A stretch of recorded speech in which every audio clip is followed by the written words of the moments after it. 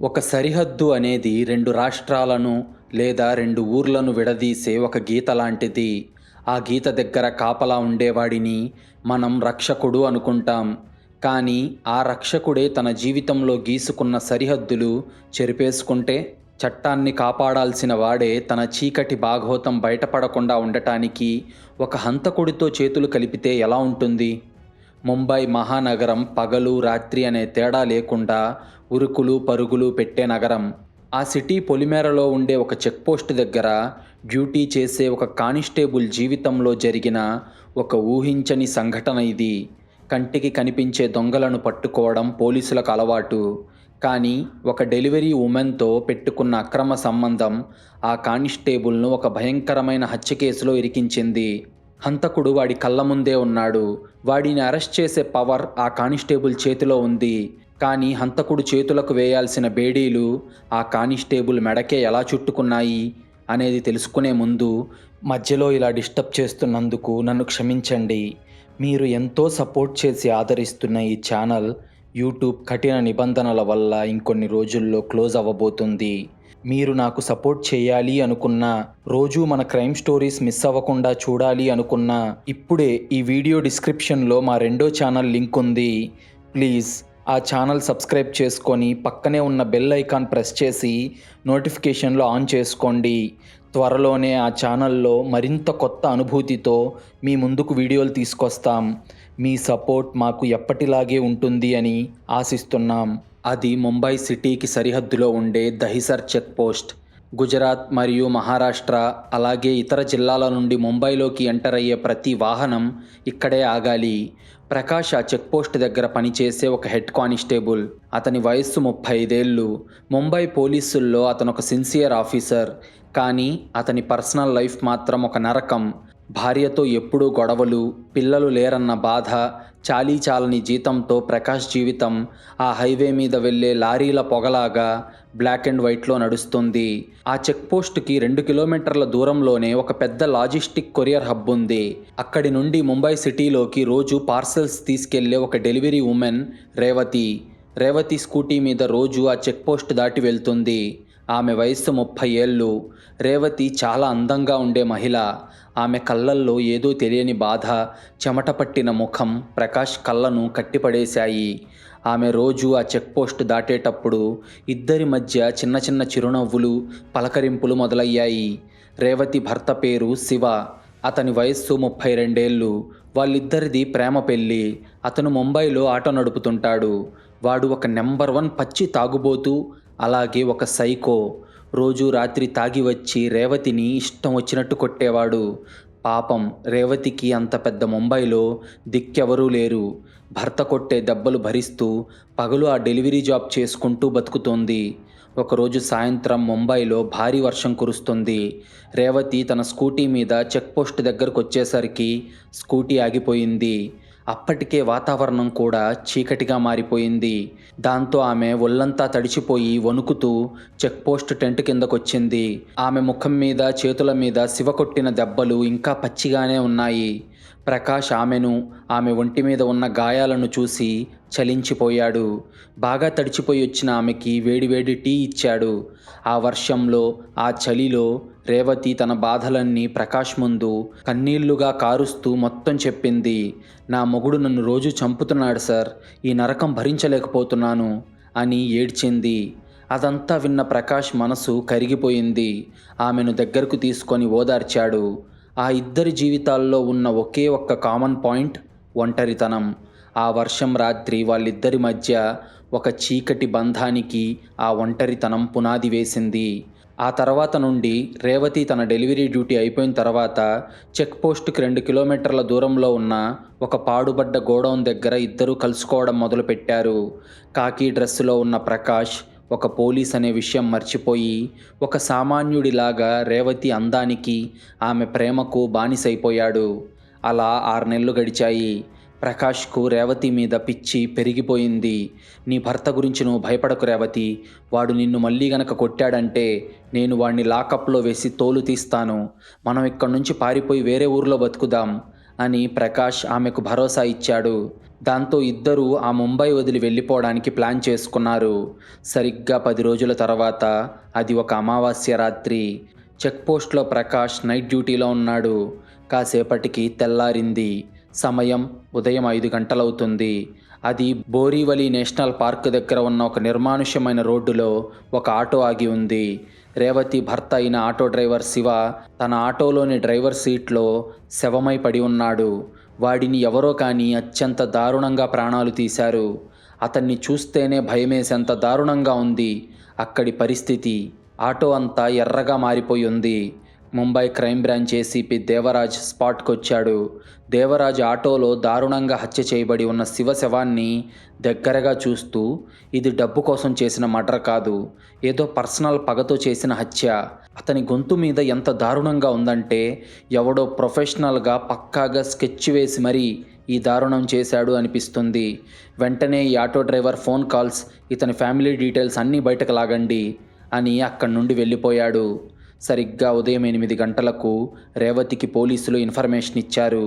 ఆమె వచ్చి శివ శవాన్ని చూసి గుండెలు బాదుకొని ఏడ్చింది. ఆమె ఏడుపులో భర్త పోయాడన్న బాధ కంటే ఈ రాక్షసుడి పీడ విరగడయింది అన్న రిలీఫ్ ఎక్కువగా ఉంది. కానీ దాన్ని పర్ఫెక్ట్గా బాధపడుతున్నట్టు కవర్ చేసింది. కాసేపటికి ప్రకాష్కి కూడా విషయం తెలిసింది. అతనికి ఒక పక్క శివగాడు పోయాడు, తనకి రేవతికి ఇక లైన్ క్లియర్ అనే ఆనందం ఉంటే, మరోపక్క వీణ్ణి ఎవరు చంపారు అన్న కన్ఫ్యూజన్ ఉంది.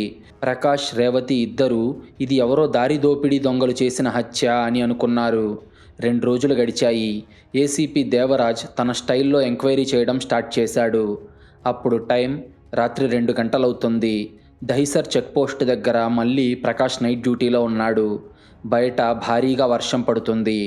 సరిగ్గా అప్పుడే ఒక పాత టాటా సఫారీ కారు హైవే మీద ముంబై సిటీ దాటి గుజరాత్ బోర్డర్ వైపు వెళ్ళడానికి స్పీడ్గా వచ్చింది.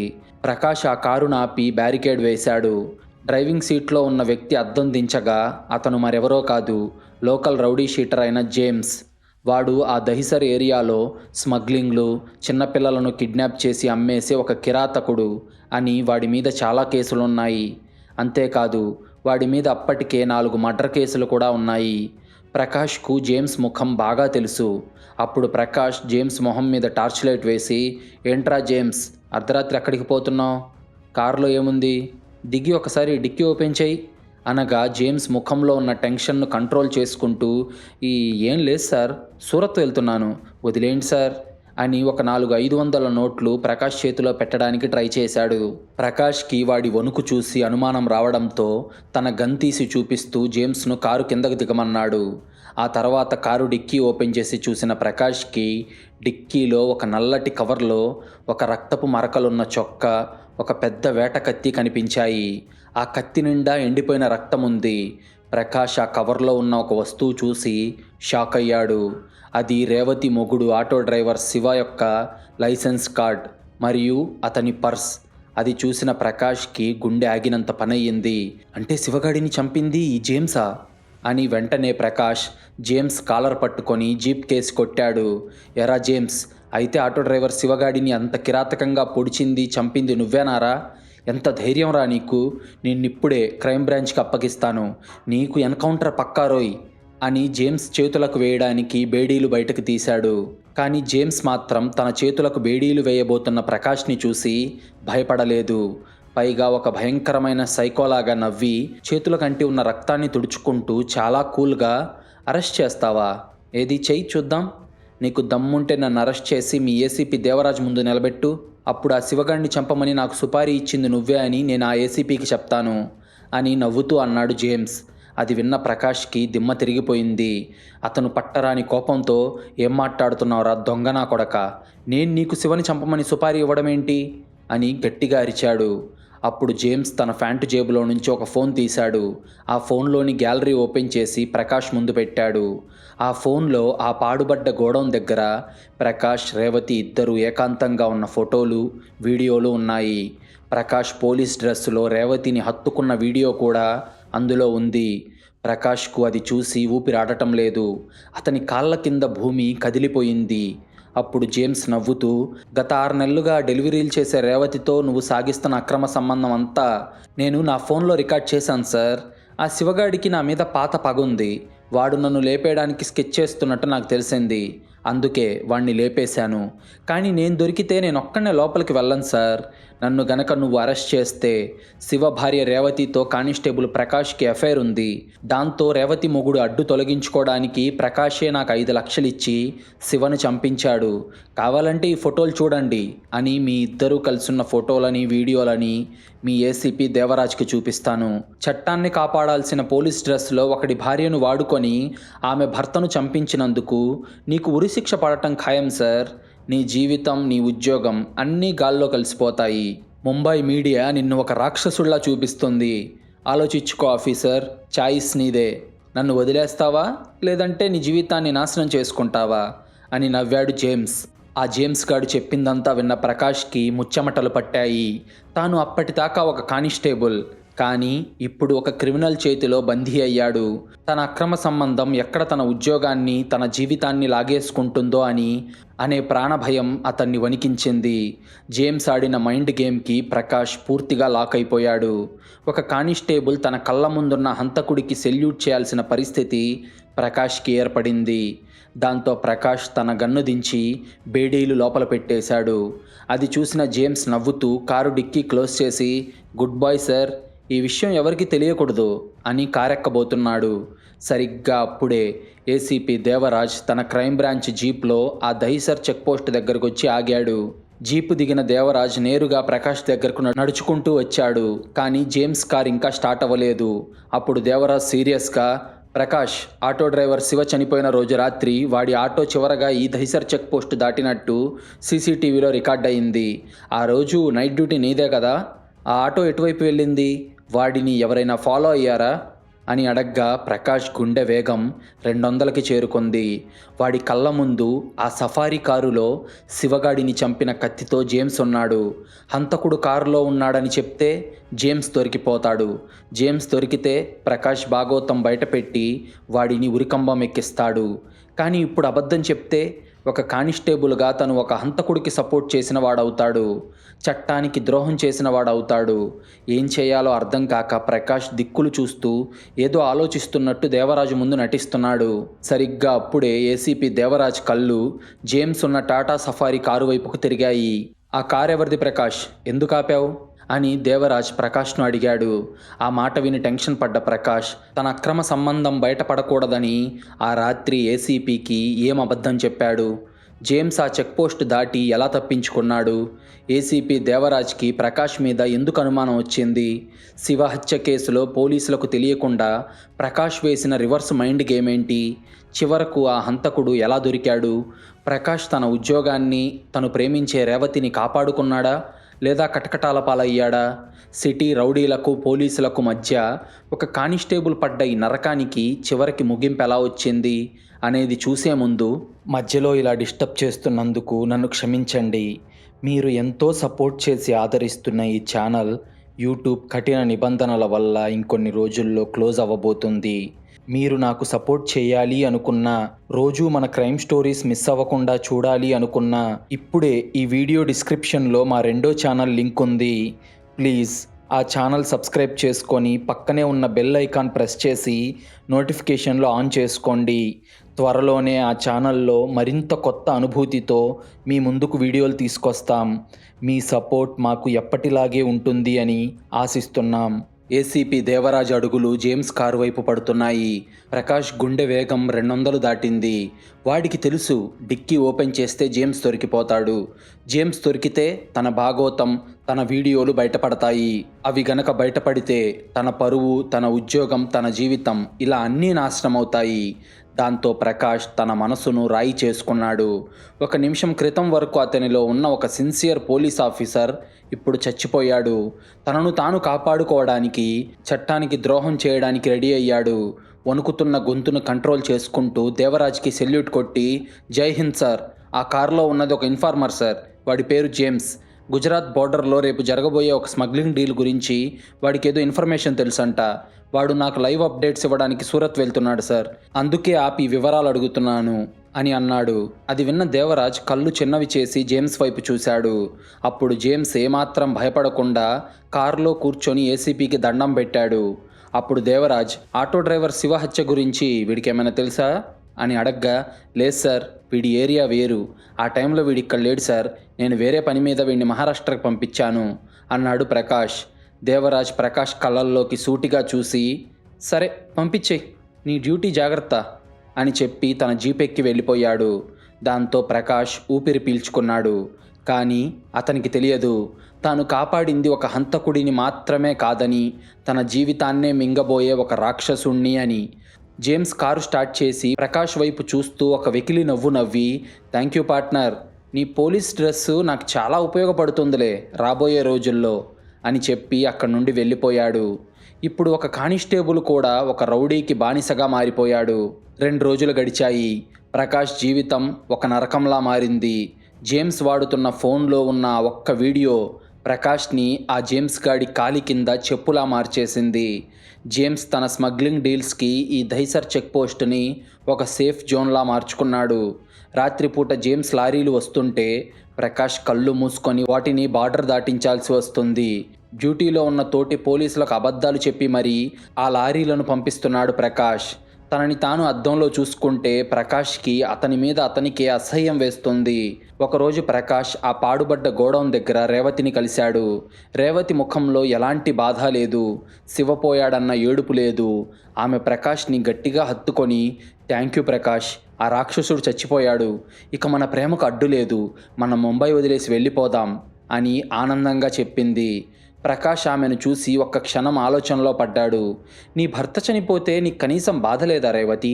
వాడు ఎంత తాగుపోతైనా వాడు చనిపోతే నువ్వెందుకు ఇంత ఆనందంగా ఉన్నావు అని అడగ్గా, దానికి రేవతి, వాడు నాకు నరకం చూపించాడు ప్రకాష్, నువ్వే నా పాలిట ఒక దేవుడిలా నా జీవితంలోకి వచ్చావు అని ప్రకాష్తో అనింది.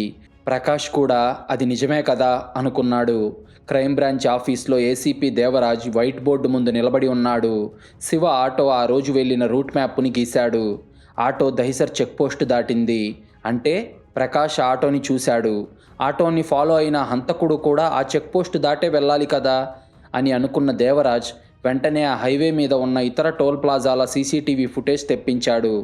సరిగ్గా ఆటో వెళ్ళిన 2 నిమిషాల తర్వాత ఒక పాత టాటా సఫారీ కారు ఆ ఆటోని ఫాలో అయినట్టు ఫుటేజ్లో రికార్డ్ అయ్యింది.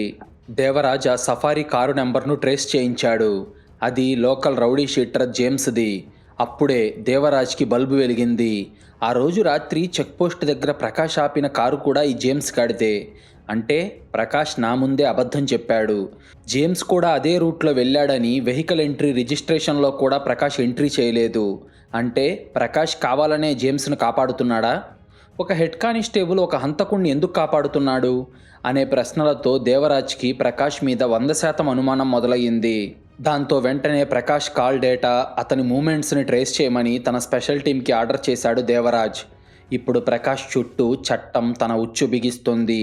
ప్రకాష్కి తన చుట్టూ ఏదో జరుగుతుందని అర్థమైంది. ఏసీపీ దేవరాజ్ తన మీద ఎంక్వైరీ చేస్తున్నాడని అతనికి డౌట్ వచ్చింది.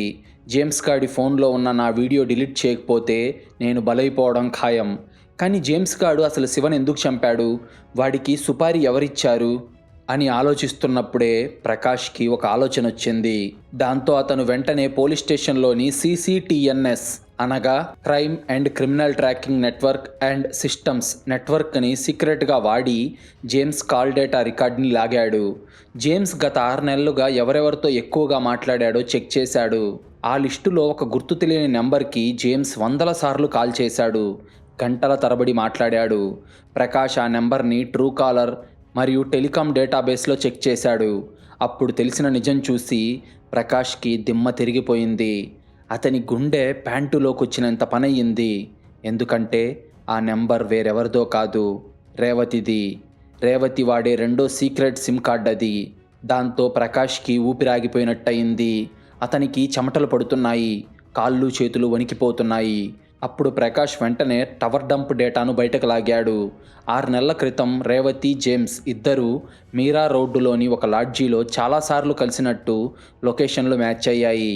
అంటే రేవతికి ప్రకాష్ పరిచయం అవ్వకముందే ఆమెకు రౌడీ జేమ్స్తో సంబంధం ఉంది అని తెలుసుకున్న ప్రకాష్కి అప్పుడు మొత్తం కథ అర్థమైంది.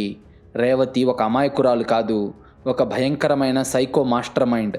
ఆమెకు భర్తను చంపాలనుంది, కానీ పోలీసులకు దొరకకుండా ఉండటానికి ఒక రక్షకుడు కావాలి. అందుకే ఆమె రోజు కావాలనే ఆ దహిసర్ చెక్పోస్ట్ దగ్గర ఆగి తన కన్నీళ్లతో ప్రకాష్కి వలేసింది. ప్రకాష్ తన వలలో పడ్డాక రేవతి జేమ్స్కి 5 లక్షలు సుపారీ ఇచ్చి తన భర్తను చంపేయమంది. అంతేకాదు, ప్రకాష్తో తాను క్లోజ్గా ఉన్న వీడియోలను సీక్రెట్గా రికార్డ్ చేసి దాన్ని జేమ్స్కి పంపించింది కూడా రేవతే. ఈ వీడియో పెట్టి ప్రకాష్ని బ్లాక్మెయిల్ చేయి, వాడు మనల్ని అరెస్ట్ చేయలేడు, పైగా నీ స్మగ్లింగ్కి ఆ చెక్ పోస్ట్ని లైఫ్ టైం ఫ్రీగా వాడుకోవచ్చు అని జేమ్స్కి ఐడియా ఇచ్చింది కూడా రేవతే. చట్టాన్ని కాపాడే ఒక పోలీసుని ఒక ఆడది ఎంత దారుణంగా వాడుకుందో ప్రకాష్కి అర్థమైంది. తను ప్రాణంగా ప్రేమించిన రేవతి తనను ఒక కరివేపాకులా వాడుకొని చెత్తబుట్టలో పడేసిందని తెలుసుకొని ప్రకాష్కు రక్తం మరిగిపోయింది. వాడిలో ఉన్న ఒక పవర్ఫుల్ పోలీస్ అప్పుడు నిద్రలేచాడు. కానీ ప్రకాష్ ఏడవలేదు, పగతో రగిలిపోతున్నాడు. తన జీవితం నాశనం అయిపోయినా పర్లేదు, కానీ ఈ సమాజాన్ని పట్టి పీడిస్తున్న 2 చీడపురుగులను ముక్కలు ముక్కలుగా నరికేయాలని ఫిక్స్ అయ్యాడు. వెంటనే ప్రకాష్ రేవతికి ఫోన్ చేసి మామూలుగా మాట్లాడుతున్నట్టు నటిస్తూ, రేవతి, ఈరోజు రాత్రికి మనం ముంబై వదిలి పారిపోదాం, నువ్వు ఆ పాత గోడౌన్ దగ్గరకు వచ్చేయి అని అనగా రేవతి కూడా సరేనంది. వెంటనే ప్రకాష్ జేమ్స్కి ఫోన్ చేసి, జేమ్స్, నేను ఈ చెక్ పోస్ట్ డ్యూటీ చేయలేకపోతున్నాను, నా దగ్గర 50 లక్షల విలువైన స్మగ్లింగ్ బంగారం ఉంది, దాన్ని నీకు ఇచ్చేస్తాను, దానికి బదులుగా నా వీడియో ఉన్న ఆ ఫోన్ నాకు ఇచ్చేయి, ఇక ఈ డీల్ క్లోజ్ చేసేద్దాం, రాత్రి 1 గంటకు ఆ పాత పాడుబడ్డ గోడౌన్కి రా అని చెప్పి ఫోన్ పెట్టేశాడు. డబ్బు మీద ఆశతో జేమ్స్ కూడా ప్రకాష్ ఉచ్చులో పడ్డాడు. ఆ తర్వాత ప్రకాష్ ఒక పబ్లిక్ టెలిఫోన్ బూత్ నుండి ఏసీపీ దేవరాజ్కి గుర్తు తెలియని వ్యక్తిలా ఫోన్ చేసి, సార్, ఆటో డ్రైవర్ శివను చంపింది రౌడీ షీటర్ జేమ్స్, వాడు ఈరోజు రాత్రి 1 గంటకు దహిసర్కి కొంచెం దూరంలో ఉన్న ఒక పాత గోడౌన్ దగ్గరకు వస్తున్నాడు, వాడితో పాటు వాడిని ఆ హత్య చేయమని సుపారీ ఇచ్చిన వ్యక్తి కూడా అక్కడికి వస్తున్నారు అని, మీరు సరిగ్గా 1 గంటకు అక్కడికి వస్తే వాళ్ళను పట్టుకోవచ్చు అని ఫోన్ కట్ చేశాడు ప్రకాష్. ఒకవైపు ఏసీపీ టీం, ఇంకోవైపు కిల్లర్స్, మధ్యలో తన కెరియర్ని లైఫ్ని త్యాగం చేయడానికి రెడీ అయిన ప్రకాష్. ఇలా అందరి అడుగులు గోడౌన్ వైపే పడుతున్నాయి. అప్పుడు సమయం రాత్రి 1 గంట అవుతుంది. ఆ పాడుబడ్డ గోడౌన్ బయట విపరీతమైన వర్షం కురుస్తుంది. రేవతి ముందుగా అక్కడికి వచ్చింది. కాసేపటికి జేమ్స్ కూడా తన టాటా సఫారీ కారులో గన్నుతో అక్కడికి వచ్చాడు. ఇద్దరూ లోపలికి వెళ్ళారు. అక్కడ ప్రకాష్ తన పోలీస్ యూనిఫామ్లో నిలబడి ఉన్నాడు. అతని చేతిలో సర్వీస్ గన్నుంది. గోడౌన్ తలుపులు గట్టిగా లాక్ చేశాడు. అప్పుడు జేమ్స్, ఏంటి ప్రకాష్ సార్, బంగారం ఎక్కడా? ఇదిగోండి నా ఫోన్, బంగారం ఇచ్చి ఫోన్ తీసేసుకోండి అని అనగా ప్రకాష్ నవ్వుతూ రేవతి వైపు చూసి, ఒసే రేవతి, ఎంత బాగా నటించావే, నా పోలీస్ డ్రెస్ చూసి నన్ను ప్రేమించావనుకున్నాను, కానీ నువ్వు ప్రేమించింది నా డ్రెస్సులో ఉన్న పవర్ని అని నాకు చాలా ఆలస్యంగా అర్థమైంది. నన్ను బ్లాక్మెయిల్ చేయమని జేమ్స్ గాడికి మనిద్దరం ఏకాంతంగా ఉన్న వీడియోలు పంపింది నువ్వే అని నాకు తెలుసు అని ప్రకాష్ అనగానే రేవతి ముఖంలో ఉన్న మునుపటి అమాయకత్వం మాయమైపోయింది. ఒక పచ్చి సైకోలాగా గట్టిగా నవ్వింది. అప్పుడు రేవతి నవ్వుతూ, అవును ప్రకాష్, నేను ఆడదాన్ని, నాకు శారీరక బలం లేదు, కానీ బుద్ధి బలం ఉంది. నా మొగుడిని చంపడానికి ఈ జేమ్స్ బలాన్ని వాడాను. పోలీసుల నుండి రక్షణ కోసం నీలాంటి పిచ్చి కానిస్టేబుల్ గాడిని వాడాను. మీరిద్దరూ మగాళ్ళు, నా అందానికి బానిసలై నా కాళ్ళ కింద కుక్కల్లా పడి ఉన్నారు. నువ్విప్పుడు ఏమీ పీకలేవు ప్రకాష్, ఎందుకంటే ఈ వీడియో బయటకు వెళ్తే ఈ ముంబై వీధుల్లో నిన్ను బట్టలోడ తీసుకొడతారు. మర్యాదగా బంగారం ఏదో జేమ్స్కి ఇచ్చేసి తప్పుకో, మేమిద్దరం ఇప్పుడే ఈ సిటీని వదిలేసి వెళ్ళిపోతాం అని అనగా జేమ్స్ కూడా గన్ను తీసి ప్రకాష్కి గురిపెట్టి, విన్నారు కదా సార్, ఆమె ఎంత మాస్టర్ మైండో, మూసుకొని గన్ను కింద పడేసి ఆ బంగారం ఇటు ఇచ్చేయండి అన్నాడు జేమ్స్. అప్పుడు ప్రకాష్ ఒక పవర్ఫుల్ నవ్వు నవ్వి, నా పరువు పోతుందని ఇన్నాళ్ళు భయపడ్డాను, కానీ కామంతో నేను చేసిన తప్పుల వల్ల ఒక హంతకుడు బయట తిరుగుతున్నాడన్న నిజం నన్ను నిద్రపోనివ్వట్లేదు. నా పోలీస్ యూనిఫామ్కి అంటుకున్న మచ్చ పోవాలంటే నా పరువు త్యాగం చేయడమే నాకున్న ఏకైక దారి అని ప్రకాష్ తన షర్టు జేబులో నుంచి ఒక స్మార్ట్ ఫోన్ తీశాడు. ఆ ఫోన్ స్క్రీన్ మీద ఒక ఫోన్ కాల్ రన్నింగ్లో ఉంది. అంటే అవతలి నుంచి ఎవరో వీళ్ళందరూ మాట్లాడుకునే మాటలు వింటున్నారు. అప్పుడు ప్రకాష్, నేను 10 నిమిషాల క్రితమే ఏసీపీ దేవరాజ్ సార్కి కాల్ చేసి ఫోన్ జేబులో పెట్టుకున్నాను రేవతి. ఇప్పుడు మీరు కక్కిన నిజాలు, మీ ప్లాన్స్, నువ్వు ఈ జేమ్స్ గాడికి ఇచ్చిన సుపారీ వివరాలు అన్నీ ఏసీపీ గారు డైరెక్ట్గా ఫోన్లో విన్నారు. ఇక మీ గేమ్ ఓవర్ అయింది అని నవ్వుతూ అన్నాడు ప్రకాష్. ఆ ఫోన్ చూడగానే జేమ్స్, రేవతి ఇద్దరికీ దిమ్మ తిరిగిపోయింది. నిన్ను చంపేస్తాంరా అని జేమ్స్ తన గన్నుతో ప్రకాష్ని షూట్ చేయడానికి ట్రై చేశాడు. సరిగ్గా అప్పుడే గోడౌన్ తలుపులు జీపుతో బద్దలు కొట్టుకొని లోపలికి ఏసీపీ దేవరాజ్ మరియు అతని స్పెషల్ ఎన్కౌంటర్ టీం ఎంటర్ అయ్యారు. గన్ను కింద పడే జేమ్స్ అని దేవరాజ్ గట్టిగా అరిచాడు. దాంతో కంగారు పడిపోయిన జేమ్స్ పోలీసులను కాల్చడానికి ట్రై చేశాడు. అయితే కొన్ని క్షణాల వ్యవధిలోనే ఏసీపీ దేవరాజ్ టీం కాల్చిన బుల్లెట్లు జేమ్స్ కాళ్ళ మీద కాల్చి అతన్ని కింద పడిపోయేలా చేశారు. జేమ్స్ అక్కడికక్కడే రక్తం కక్కుకుంటూ కుప్పకూలిపోయాడు. ఒక కిరాతక హంతకుడు పోలీసుల ఎన్కౌంటర్లో చచ్చిపోయాడు. రేవతి ప్రాణభయంతో వణుకుతూ ఆ గోడౌన్లోని ఒక మూలన దాక్కుంది. నేరుగా ఆమె దగ్గరకు వెళ్ళిన ఏసీపీ దేవరాజ్ ఆమె జుట్టు పట్టుకొని బయటకు లాక్కొచ్చి, నిన్ను ముంబై ఆర్థర్ రోడ్డు జైల్లో జీవితాంతం ముక్కలు ముక్కలుగా నరకం చూపిస్తానే రాక్షసి అని వార్నింగ్ ఇచ్చి జీప్ ఎక్కించాడు. ప్రకాష్ తన చేతిలో ఉన్న గన్ను కింద పడేశాడు. తన తల మీద ఉన్న పోలీస్ క్యాప్ తీసి ఏసీపీ దేవరాజ్ ముందు పెట్టి, సార్, ఒక పోలీసుగా నేను చట్టాన్ని కాపాడలేకపోయాను. కేవలం నా స్వార్థం కోసం ఒక హంతకుడు, ఒక రాక్షసి వేసిన వలలో పడ్డాను. నన్ను డిస్మిస్ చేయండి సార్, నేను శిక్ష అనుభవిస్తాను అని అనగా దేవరాజ్ ప్రకాష్ భుజం తట్టి, నువ్వు తప్పు చేశావు ప్రకాష్, కానీ ఆ తప్పును సరిదిద్దుకోవడానికి నీ జీవితాన్నే పణంగా పెట్టావు. ఇక నువ్వు చేసిన తప్పుకి శిక్ష అంటావా? చట్టం తన పని తాను చేస్తుంది. కానీ ఒక మనిషిగా నువ్వు ఈరోజు గెలిచావు అని దేవరాజ్ ప్రకాష్ని కూడా జీపెక్కించాడు. ముంబై సెషన్స్ కోర్టులో ఈ కేసు ఫైనల్ హియరింగ్ జరిగింది.